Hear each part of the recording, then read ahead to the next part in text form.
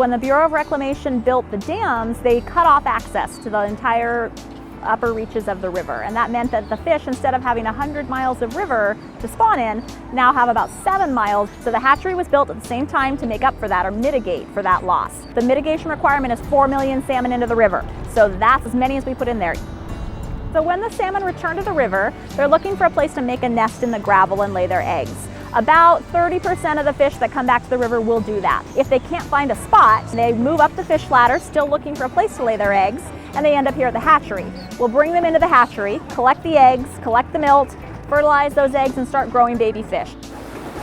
The red ones are the males, the gray ones are the females. The crowder is a machine used to get the fish into the hatchery.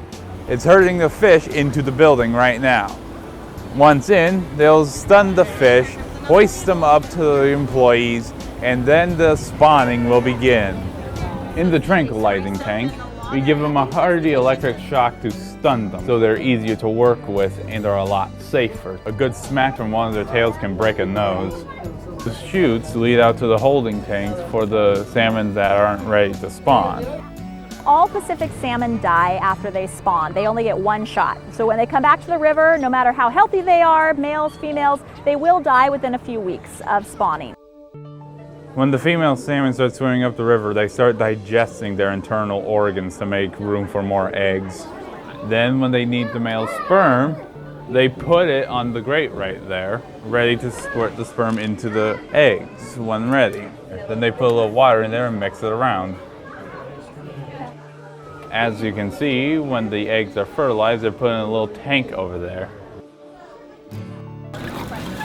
So all the fish that are processed inside the hatchery are then brought out here, and then we go through them and look for the ones that were clipped. So we count them.